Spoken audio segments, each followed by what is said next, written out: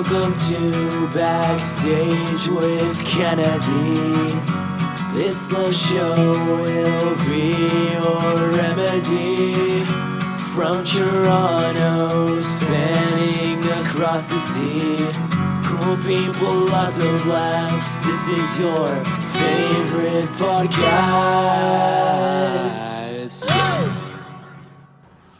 Hello and welcome. My name's Kennedy from the Backstage with Kennedy podcast. I got a really cool guest today.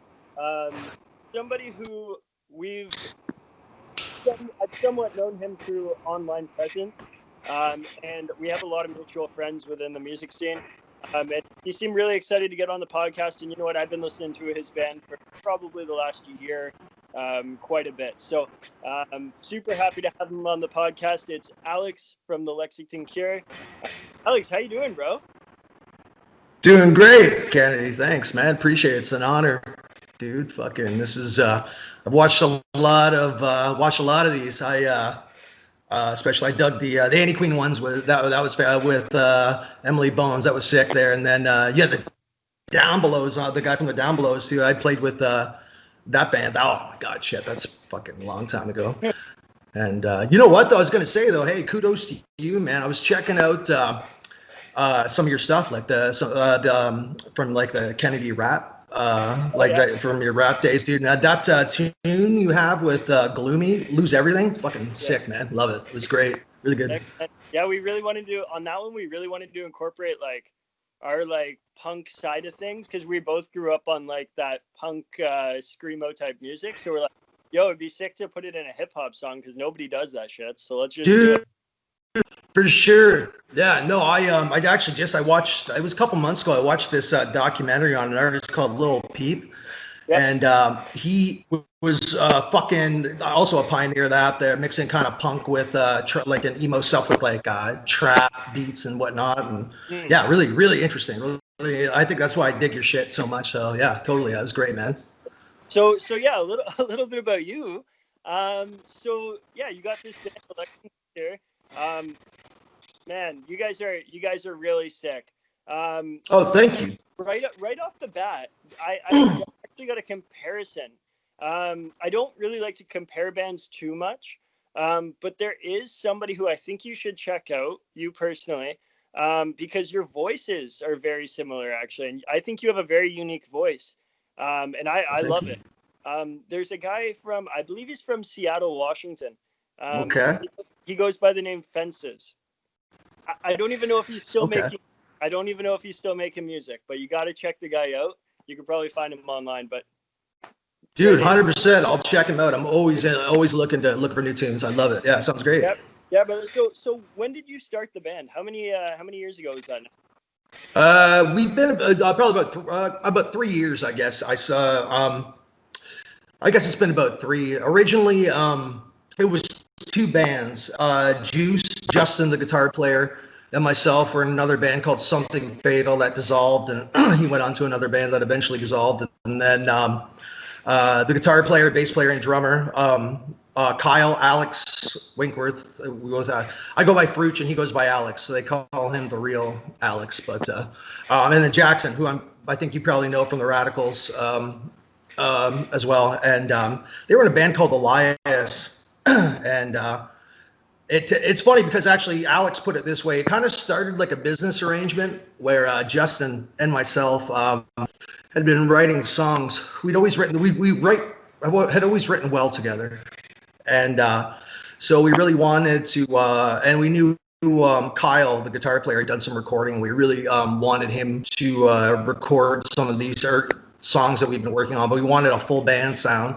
And so we came to this agreement where Elias was without a singer at the time. So they said, okay, we'll help you. We'll act as your kind of band to these songs if you guys both do vocals and help us finish this album for Elias. And they held up their end of the bargain, and we have yet to hold up ours. But we'll get there one of these days, though.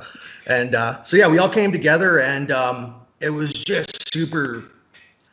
I don't know, it was one of those fucking serendipitous kind of things where everybody just, I don't know, it worked. It just worked right away. And like Alex made a point of saying before how it started as business, kind of almost like a business transaction, but then we grew to just be like super close friends Yeah. as well throughout all this. And it's like the first album we did was the Drugstore Cowboy. I think we did that within the first year of us being a band. It was the Drugstore Cowboys album we did, and it's that was us kind of getting used to each other, like how we play, how everyone else plays. But it was a very everybody. It was it was a active community where everyone kind of put in their ideas and whatnot, and because we're before it was a lot of just Juice and myself who had kind of figured things out, and then as the record went on, we were kind of like doing things more together as a band. So yeah, so 3 years. I ramble, sorry. So yeah, you mentioned Jackson really quick there. Have you guys played shows with the Filthy Radicals, like on the same bill? Because that would be really cool if you Yes, guys did back-to-back sets. we have actually. We've done that a few times. It's exhausting for Jackson, but he should just get in better shape, so that's on him. And but no, it's always a great fucking time. Those dudes all have really just phenomenal fucking hearts, man. Those guys, they're just really just awesome guys, just phenomenal dudes, and just really super creative. You can't they don't stay still. Like even Kyle right now, I think during the pandemic started it's been a slice of the pizza. He's fucking making this gourmet pizza now, and like that's fucking didn't see that coming at all. So Yeah. amazing. He's a great dude. It's one of the reasons 100%. why I gravitated towards him so much is he's just a genuinely great person, you know. 100%. Yeah. Yeah, bro. So, on your last album, one thing that I really caught, and I know that you and I spoke about it before a little bit, the dark subject matter behind your band. A lot of the songs you sing, though they have all these beautiful melodies and such, a lot of the time the subject matter is super fucking real. Can Yeah. you talk a little bit about that, like about the songwriting aspect with the band? For sure. Well, the songwriting aspect usually will start with Juice and myself, Justin, the guitar player. Well, I mean, we'll just kind of get a very skeletal, broken down version of the song started, and kind of get some. I'll get my melody ideas first, and then we bring it. Bring that to the dudes, and then we all kind of realize what the song is going to be. I cement my melodies, and then I take that home to write the lyrics. And yeah, the lyrics are a bit darker, and I mean, it's I think I was trying to think of where this quote. I think it was a Tegan and Sarah quote from where she said they asked her what her songs were about. She's like, "All my songs are about the same thing. They're about me." And I mean, it kind of makes. I mean, it's one of those things you got to write what you know. And I'm one of those guys that like I can't really come up with like a lofty concept of like putting myself, imagining a concept album or something. And so a lot of the darker material comes from just my experience as I guess based up until actually, ironically enough, this has been a tough year for a lot of people, but this has been the best year of my life actually. I like past 15 years I was kind of wrestling. I had issues with I was an intravenous drug user, using opiates, heroin, and then methamphetamine and stuff. And then once COVID kind of hit, I couldn't be where I was living, where I was renting my apartment because just for the sake of COVID, travel and whatnot. And so I moved back home with my parents. And over the year, I just sort of we reconnected. We always had a strained relationship, and so we managed to reconnect and mend a lot of fences there. And I managed to kind of get clean this year, which has been like, again, it's one of those things like I was super proud of and super happy to talk about. I know it was a dark road for a while. Like I said, I spent I know you'll hear a lot of people who've been addicts say about how all the stuff that drugs and alcohol took from them, but for me, I fucking gave it away. It was one of those things. I was they talk about rock bottoms, and I mean, I've had thousands. Like it's one of those things where it's people mistake my not care, like my just aloofness for having a lot of confidence. But like, I've been in positions where I could have literally died from fucking embarrassment because of the state I was in or what I was doing. It was either die from embarrassment or just work my way through and just do the best I can to not give a shit. And a lot of it comes from that. Like for me, that was like the past couple of years, especially, there's like you live a certain lifestyle and you're going to meet people. And I've said I wouldn't take back the way I've lived for anything.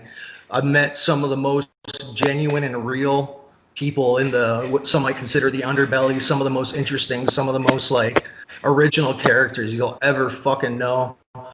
But what comes with that is it's dangerous, and people do die, and there's been a lot of death that's happened around me over the past, I guess, like a few years, 5 years, I guess, if I had to put a number on it. And it it's just how it's just how I deal with things. I even as a kid, like I'm a super fucking sensitive dude, which is why I think I started using drugs in the first place. Like ever since I was a kid, I fucking it felt like I felt shit a lot harder, stronger, and faster than other kids. Like I would just see other people react to situations, and I would then know how I felt and knew it was extreme, and I couldn't explain why. I was just like, I chalk it up to being super sensitive. But the one thing I always had was I've always been an art kid. Like since like I'm a big guy and I always took shit for it. I'm 6'3" and but I was never good at sports. Like I was not a sports dude, and people would kind of, well, you're so tall, but no, art always resonated more with me. So like I love to draw, and then eventually I had a teacher in high school who turned me on to the beat poets and stuff. And so I remember I think the first beat poet I really resonated with was Allen Ginsberg. I remember reading and doing a project on him. I remember that dude's fucking word. It was like a dance, but with words. You could say something, and it could be these slow, beautiful movements, or it could be sharp and jagged and aggressive. And I was sold. I was taken from the get go. And then yeah, like so basically a lot of that comes from poetry as well. My love for poetry. I love Al Purdy, great Canadian poet, fucking huge inspiration for me. Charles Bukowski was another one that I think a lot of people probably would know, and Jack Kerouac. I got him in the background here. That's probably my favorite writer. That dude the way he spun word was it was beautiful. It was just something like it would just make you feel things that, like, to know that words have that much power. That's where I kind of realized that. And then I couple that with the fact that, like, I love melody. I'm a fucking pop dude. I love but like you said, there's a juxtaposition with our music, which I admire in other bands, where I love upbeat like music, but I love the juxtaposition of that with dark lyrics. So bands like the Misfits, fucking perfect example. Favorite band, the Pixies, the Replacements. It's just the list could go on. But I always love that juxtaposition where something really pretty carried something dark, and at the end of the day, honest. I think that's what it is. I like the idea when something's honest, and I think you can tell when someone's being honest in their art for sure. 100%. That was another long-winded No, answer. man. Sorry, man. A couple of things I really like what you said there, and one thing I do really want to emphasize there is you talking about your past with drug addiction. Man, power to you. Thank you for sharing that, because I know that there is people who are going to be watching who may be dealing with that same problem, and they'll be able to relate, and that may help people along the way. You're not alone out there. I know that's the cheesiest line in the book, but no, but it's one of those things. You're right, though, man. It's so true, and it's as I'm getting older, the most cliched fucking sayings are starting to make the most sense, and yeah, I just I have no problem sharing about in regards to this. I know it's like I think especially within the art community, there's a lot of individuals that are suffering with like a certain, like whether it's degrees of mental illness. There's a correlation obviously between mental illness and art, and I think that's art is a therapy in a sense, and I think that's why a lot of people may be struggling with that, and then addiction as well, find their way to art because that is an honest expression. Like for me, like art is the last honest thing anybody can do in this world. Everything else has been corrupted. Everything else has been, to certain degrees. I mean, once art has been put through the machine of the larger machine, it can be corrupted. But I think in an honest form, it's one of the last true expressions of the soul out there that can really touch people in ways that this other things can't. These tainted things can't. Absolutely, man. So, on a different note, you've watched the podcast, you know what it's like, but one thing I do want to highlight is local music venues. Obviously, struggling right now. Can you tell me, Alex, about a venue that you like, your favorite venue in your area, and not just that, but your favorite story from that venue that you may have? I'm sure you got great stories. Yeah, for sure. I got my favorite venue, hands down, was a place called the Ford Plant in Brantford. It was run by a couple of gentlemen. There was Tim Ford, Chris George, and Josh Bean that ran this Ford plant. And they had some larger names come through there. They had Arcade Fire that came through, and Oh, wow. Tim Ford especially. He fucking, the band I was in at the time was the early incarnation of what became Something Fatal, and that dude fucking centered us out and kind of said, "Hey, like I'd like you to come start playing here. I dig your fucking tunes." And I remember just being like, I don't know, man. Like I don't know. I don't take compliments well, so I was a little like, oh yeah, thanks, I guess, And he's just like, no, man. Like if you guys can fucking tighten it up a little bit. Basically, the band originally it was an excuse to just get fucked up every weekend, and unfortunately at a certain time it was almost like our band became almost like a freak show where it was like people would come to see just how fucked up we'd get, and what kind of odd or fucking self-harming or dangerous kind of shit we get up to. And then Tim kind of approached us and said, "Hey man, just like tighten it up, like these are good songs, and fucking pull it together, and like, man, like this can be a place for you." And it definitely was. It became a place we played a lot, and it's it was one of those places where it was also like they would hold like have these runs of like independent artists who were like would promote their art there too. So you'd have a night cut with like, you would have an art exhibit cut with a few bands playing, or like any kind, or like somebody would do a short film and they would show it there. And it was really just super supportive of like the independent art scene and the punk rock scene and everything. And like for me, punk rock, like that kind of the DIY shit, that's everything. It's still everything to me. Like I always said, like I love all kinds of music now, but as a kid, I didn't start listening to music until I found punk rock. I didn't understand it. I didn't know how to relate to it. It was I would get it secondhand. I would have friends' older brothers or older cousins or my parents have like their tastes, and I would try to mimic that to a certain degree. But I never felt like I understood or I was able to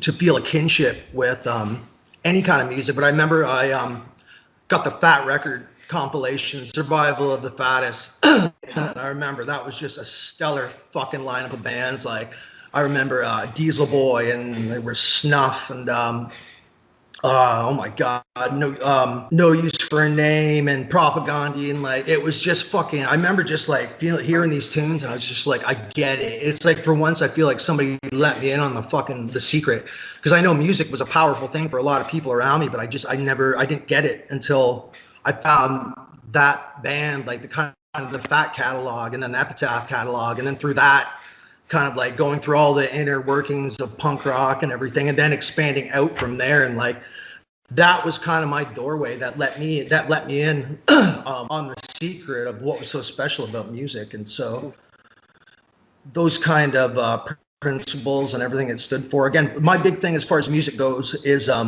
honesty. And that's what punk rock, to me, that's what punk rock means, is honest. Like if you're being honest and you're saying something honest, that's, to me, that's fucking punk rock, man. Yeah. And Yeah.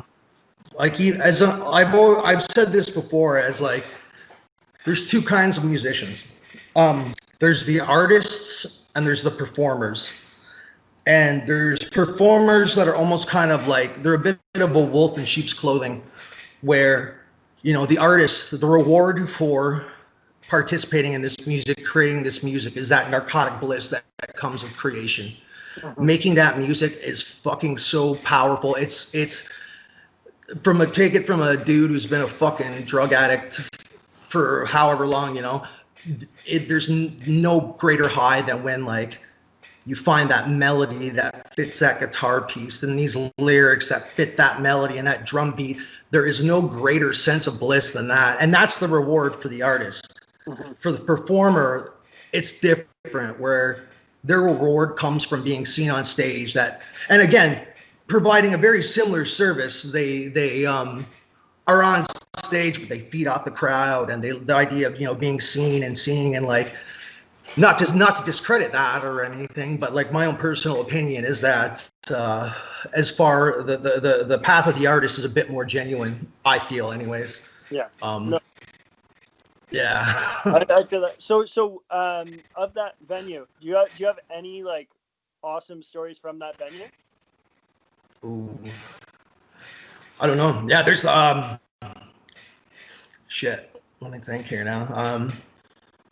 I mean, there was just, it's one of those instances where like I literally I had so many amazing experiences there that I can't think of one.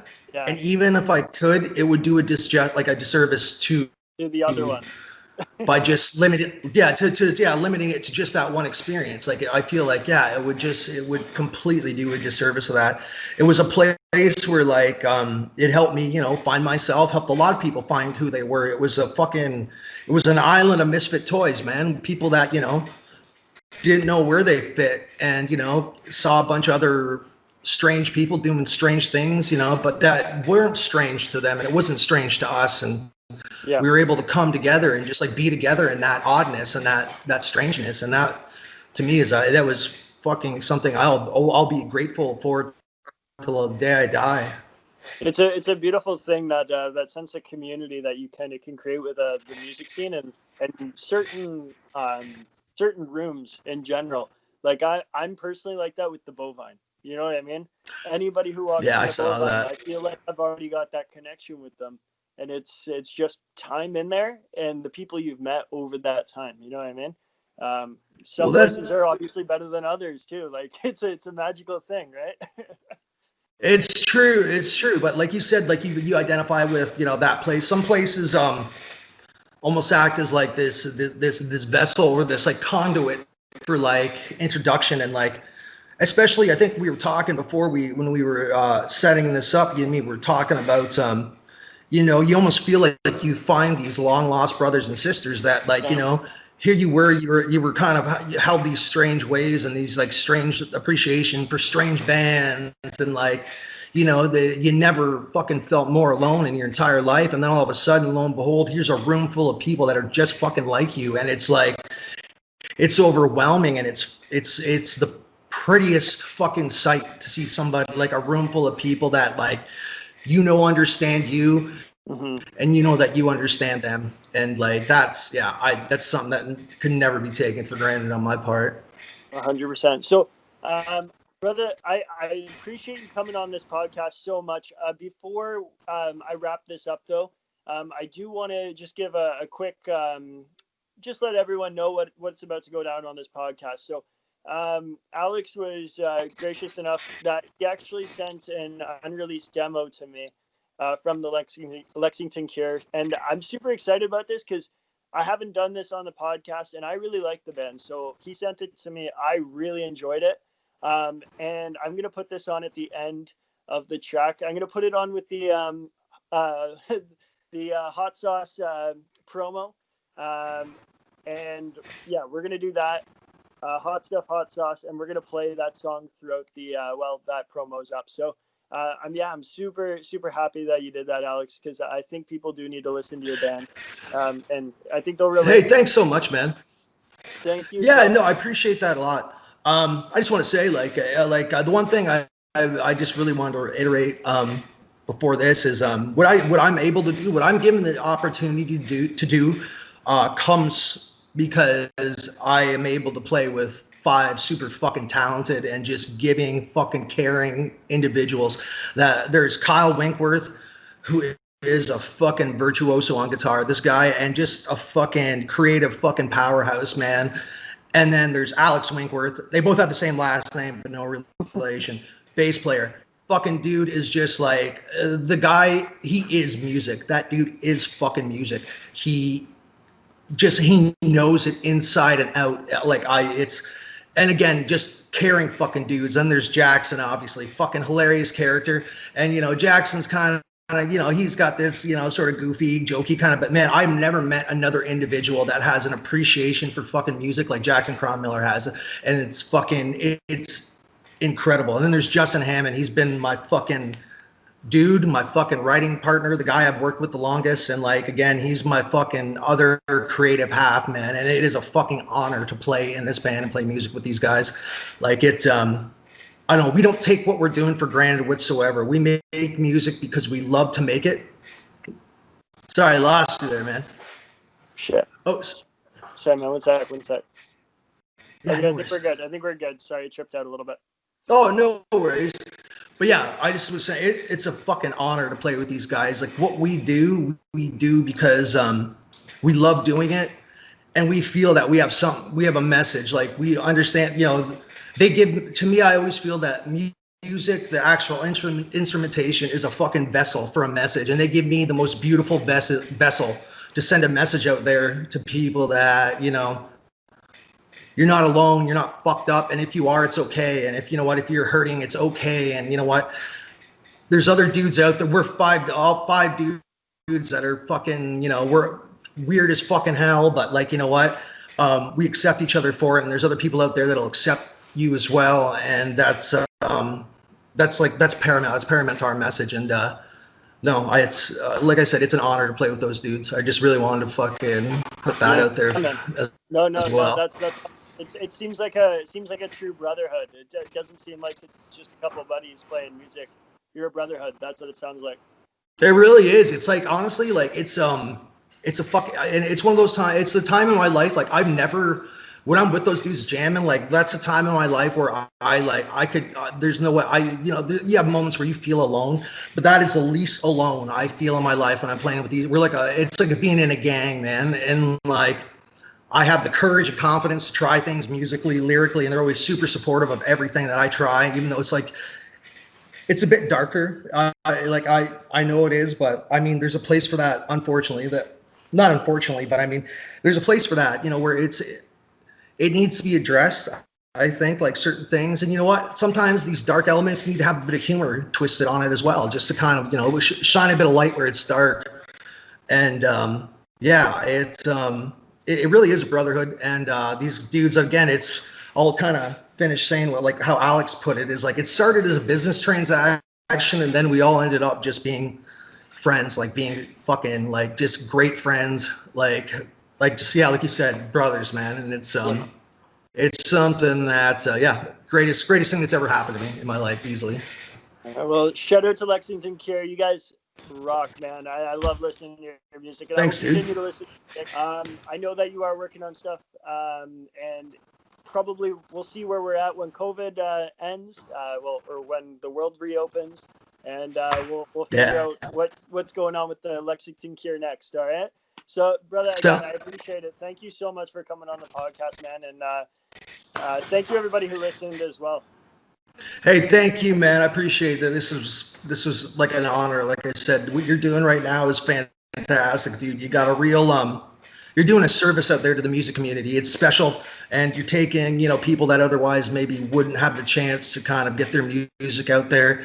And so, really, man, thank you for that. That's amazing.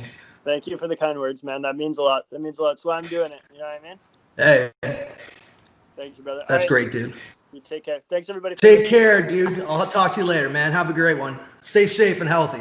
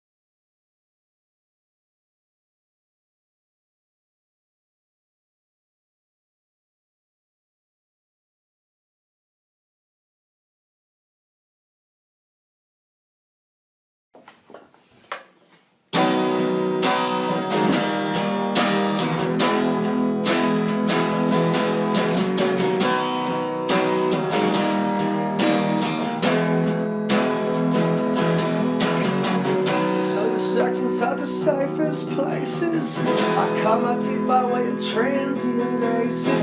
Semicircle made of mental patience. I've been going through these awkward changes. Hot shot mistook a vein for attendant. Road collection of your antidepressants. Miss Claro 51 dependence. And my great bastard heart is at the point where laughing. Don't be scared.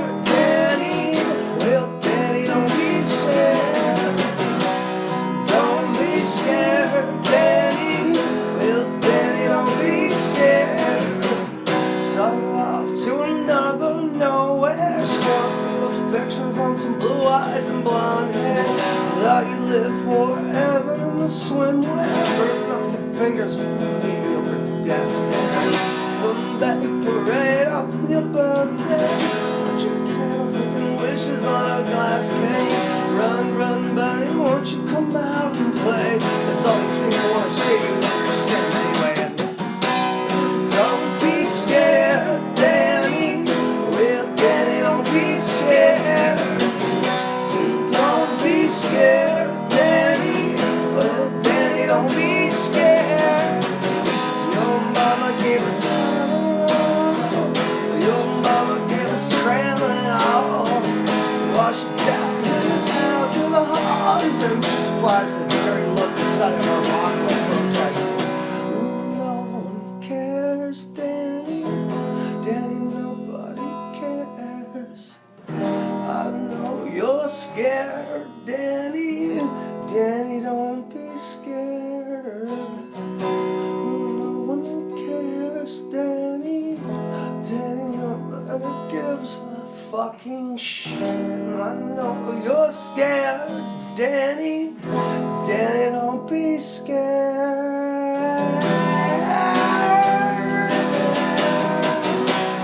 Don't be scared, Danny. Well, Danny, don't be scared. Don't be scared, Danny. Well, Danny, don't be scared.